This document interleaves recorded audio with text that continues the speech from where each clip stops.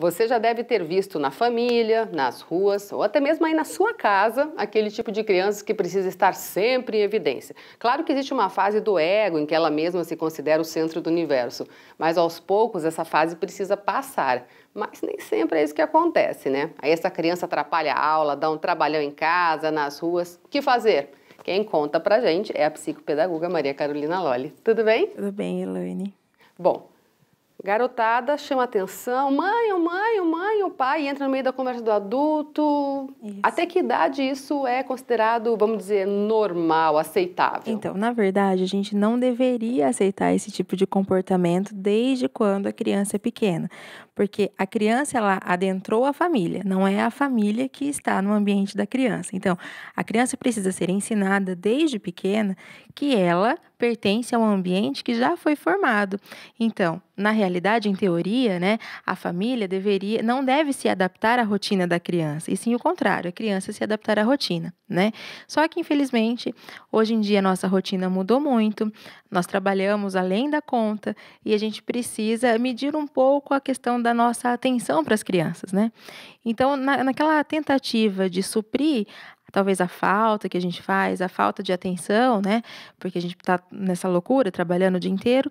Então, a gente acaba permitindo além da conta, coisa que na nossa época, enquanto nós éramos pequenos, não era permitido. Por exemplo, na minha casa, por exemplo, não era permitido que enquanto adultos conversassem, eu estivesse no meio, né? E hoje em dia não é isso que acontece, por exemplo, na minha casa também, né? Então, essas questões de permissividade, né? Permitir esse contato exacerbado com as crianças, né? Tem atrapalhado essa questão da educação também. Então, na verdade, a criança até os 6 anos, ela está na fase do egocentrismo. Então, tudo é para ela, né? Então, ela precisa ser o centro da atenção, tudo ela faz, tudo aquilo que ela faz é o melhor, nada que o outro faz é bom, sabe? Aí começa a fase da mentira. Se depois dos 7 anos, 6 anos e meio, a gente não começa a diminuir essa fase do egocentrismo, aí nós temos crianças com mais de 7 anos, com 8, 9, 10 anos, adolescentes mentirosos, crianças sem limite, crianças sem responsabilidade, porque tudo lhe é permitido, né?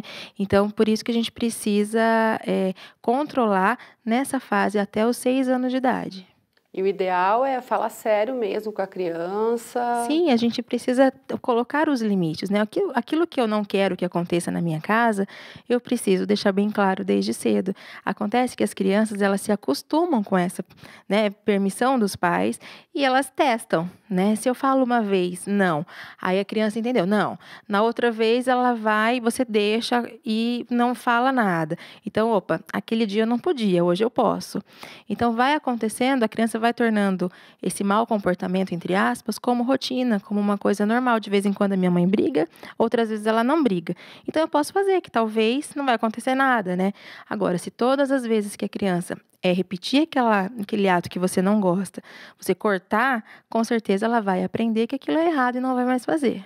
O que a gente observa muito é que às vezes a criança fica, ô mãe, ô mãe, ô mãe, ô mãe, e fica naquela, né, é aquela luta para conseguir mesmo a mãe falando não. É porque falta uma postura mesmo do adulto, se vier com uma postura firme, ela vai entender, Claro. ou não adianta muito, às vezes tem que ser mais decisiva ainda. E a gente precisa, o não é não, né? Só que, na maioria das vezes, o não pode virar um talvez.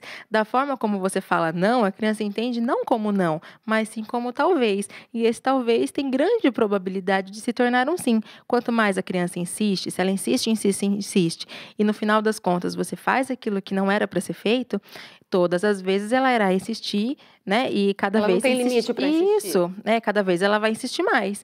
E a gente às vezes cansa, né, com essa situação. É mais fácil você entregar aquilo que a criança quer ou permitir que ela faça do que você ficar com aquela criança o dia inteiro falando: mãe, mas eu quero, mas o fulano pode, o fulano é fulano, né? Quantas vezes você já não viu isso? O fulano é fulano e você é, né? Então, a gente precisa desde pequeno cultivar esse tipo de comportamento. O não é não. Talvez, se eu falar talvez, pode ser que sim. Agora, se eu falei não, é não, né? E a gente tem que ficar firme nessa posição. Cada vez que der o braço a torcer, vai ter problema depois. Isso, é bem isso mesmo. E esse é um comportamento que acaba se repetindo na escola também? Com certeza. Geralmente, quando a criança ela chama atenção em casa, no ambiente escolar ela também vai chamar atenção, principalmente quando a criança é o centro das atenções em casa. Imagina, se em casa alguém faz tudo o que eu quero, em outro ambiente eu também vou querer que as pessoas façam tudo aquilo que eu quero. Se eu não entendo não em casa, eu também não vou entender o não em outros ambientes. Então, por isso que essa educação deve partir de casa. E na escola, né, geralmente a professora sempre chama os pais para conversar sobre o comportamento, né? E tem mães que, inclusive, ficam até bravas com a professora, porque às vezes a professora foi um pouco mais firme com a criança, né? Mas esse tipo de comportamento é importante, faz parte da formação da personalidade da criança, então a gente precisa, sim, ser incisivo naquilo que é correto, né?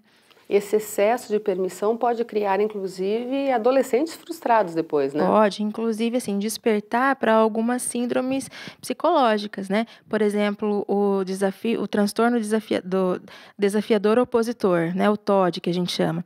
Esse transtorno, ele é um transtorno que ele pode ser exacerbado pela falta, entre aspas, de educação. Então, quando a gente permite demais, a gente pode cultivar, se a criança tiver tendência, se a criança tiver histórico na família de depressão e outras, né, outras complicações, a criança pode adquirir um transtorno psicológico como esse, que vai ser um pouco mais trabalhoso para depois ter um tratamento eficaz, né? Então, a criança sofre, a família sofre, todo mundo sofre. Então, é mais fácil a gente intervir nesse tipo de comportamento que você não gosta, que você sabe que é errado, quando ele começa a acontecer, do que você deixar postergar, né? Agora, o não é bom que venha sempre acompanhado de um porquê? Sim, e muitas vezes a gente não quer falar o porquê, muitas vezes a gente tem vergonha de falar o porquê, né? Ou assim, falar, não vou te explicar por quê, porque você já sabe. Não, se você repetiu 10 vezes aquilo, não, porque vai te machucar. Não, porque eu não quero que você faça. Daí a criança fala assim, tá, mas você não quer por quê? Então, explique, dê a razão, né? Quando você coloca o porquê na criança, vai ser fácil depois, quando ela questionar alguma coisa para você e você perguntar para ela, mas por que você fez isso, né? Se você não é acostumado a dar a resposta para a criança, você também não pode cobrar esse tipo de resposta, né? Então, por isso que afirmar o porquê, dizer sempre o porquê está ficando de castigo, o porquê você não vai fazer tal coisa, porque eu não vou comprar tal coisa para você, porque agora não é hora disso. É importante sempre frisar essas explicações. E não dar o braço a torcer. Isso é o mais difícil, mas a gente precisa ser firme aí no não do não, né? É hora de ter paciência, Com certeza. Trabalhar a paciência. Isso mesmo. Obrigada pelas informações, agradeço, viu?